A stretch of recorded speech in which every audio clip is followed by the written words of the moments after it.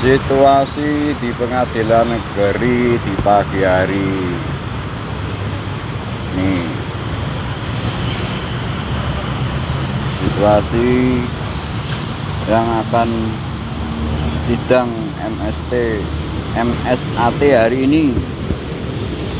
Nih, dari kepolisian sudah siap.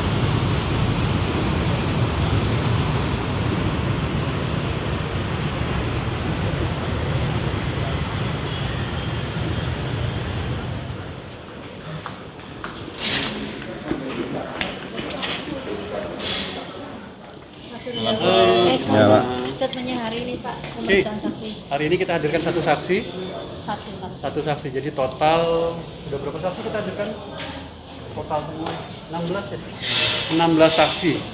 Nah, kami dari JPU berkesimpulan bahwa untuk saksi fakta sudah cukup. Jadi hari ini cukup. Nah, hari Jumat besok kita akan hadirkan 3 ahli. 3 saksi ahli. Iya. Ahli apa aja, Pak? Dari psikolog, ada yang melakukan visum, ada dari ahli pidana. Hari ini ada yang terungkap. Ya, bersesuaian keterangan saksi ini bersesuaian dengan keterangan saksi sebelumnya. Jadi memperkuat pembuktian. Maksudnya memperkuat pembuktian, Pak? Iya, intinya memperkuat pembuktian. Intinya apa saya tidak bisa sampaikan. Nggak ada fakta baru ya, Pak, hari ini yang di... Ada fakta baru, tapi tidak bisa saya sampaikan. Secara gambaran. Dia tahu dan melihat ada korban di lokasi pada saat itu. Itu saja. Oke. Kali ini berapa saksi, Pak? Satu. Cuma satu ya? Ya. Jadi tadi nggak bisa masuk dari dilindungi LPSK. Jadi dalam perlindungan LPSK dia. Jadi saya tidak bisa sebutkan identitasnya. Tadi ada permohonan memang dari penasihat hukum untuk menghadirkan saksi-saksi lagi yang ada di dalam berkas di dalam dakwaan. Kami kan itu beban pembuktian surat dakwaan itu ada di tuntut umum. Jadi kami simpulkan berdasarkan fakta saksi-saksi yang mengetahui fakta kejadian, kami simpulkan sudah cukup. Nanti saksi-saksi yang tadi ada permohonan dari penasihat hukum untuk menghadirkan ada beberapa saksi, nanti akan kita ajukan sebagai saksi adicat dari penuntut umum ya, dari penasihat hukum. Jadi perintah majelis tadi seperti itu. Setelah selesai pemeriksaan ahli, nanti akan kita panggil saksi-saksi yang mereka merasa menguntungkan buat terdakwa, nanti kita hadirkan, kita panggil. Pak, berarti total dari JPU ada berapa saksi? 16. Rencananya yang mau diperiksa total seluruhnya. Sudah selesai hari ini. Oh, sudah, berarti 16 saja. 16 saksi fakta. Sama 3 ahli itu aja ya? 3 nanti? sudah. Oke. Ya. Ada charge rencana berapa, Pak? Dari kalau di berkas 3 ada cat. 3 ada charge. 3 ada cat. Saksi yang meringankan terdakwa diperiksa di penyidik 3. Oke. Ya. Oke, itu. Terima kasih ya, Pak ya. Loh, itu diperbolehkan, Pak ya? Dibuat ya, Pak ya? Boleh. Saksi ada cat untuk terdakwa, Pak? Apanya? Boleh. Kan saksi kan terdakwa kan punya hak dia menghadirkan saksi yang meringankan buat dia kan dia punya. Tapi kan kewajiban itu kan dari pihak terdakwa. Gitu. Ya, melalui majelis merintahkan kita untuk menghadirkan. Ya. Ya. Apa-apa kita panggil.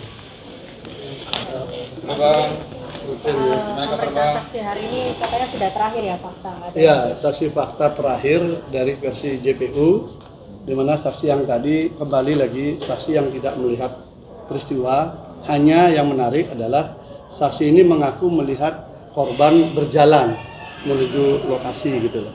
Itu aja. Hanya kita dalami saksi ini tahu peristiwa itu dari orang lain. Lokasi Bukan mana, dari Pak? korban, dari lokasi di Cokro. Melihat itu jam Cokro berapa? Ya. Bersamaan dengan peristiwa itu? Artinya dia mengaku dan siang hari. Nah, ada perbedaan saksi yang hari ini sama dengan yang kemarin, yang perempuan kemarin, bahwa berangkatnya itu setelah maghrib. Nah, sementara korban bersama saksi yang lain mengatakan setengah 10 malam. Ya, ini berangkat maghrib, dia naik motor, yang lain naik mobil. Mobilnya sama. Gitu ya. Sementara 2 saksi yang lain mengatakan pagi. Jadi untuk peristiwa yang pertama, kan ada 2 peristiwa. Untuk peristiwa yang pertama, itu ada 3 tempus delicti. Prosesnya berjalan. Kemudian ada 2 locus delicti yang berbeda. Untuk peristiwa pertama. Nah, untuk peristiwa yang kedua, karena JPU mengatakan itu sudah cukup, maka kami menyatakan keberatan. Karena di dalam dakwaan yang kedua, itu kan ada cerita, ada peristiwa bahwa dia menerima WA ancaman, lalu kemudian dia digonceng naik motor, lalu ketika datang ada yang menyuruh dia menyiapkan minum. Nah, saksi-saksi yang disebutkan di dalam dakwaan itu tidak dihadirkan di sini.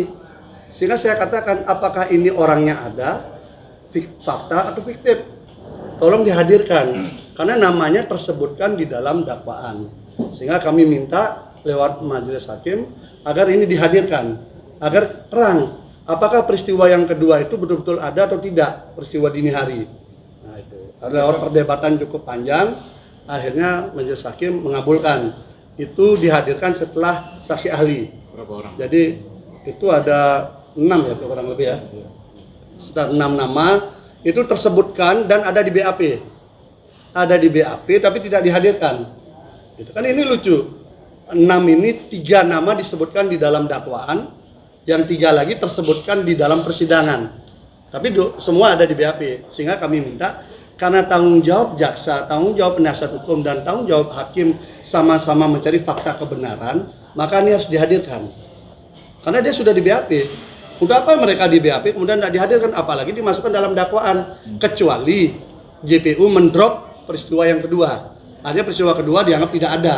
Oke, clear udah. Kita nggak akan masalahkan. Saksi itu nggak perlu dipanggil. Tetapi karena itu masih muncul di dakwaan kedua, ayo kita uji. Kalau peristiwa pertama kan sudah diuji.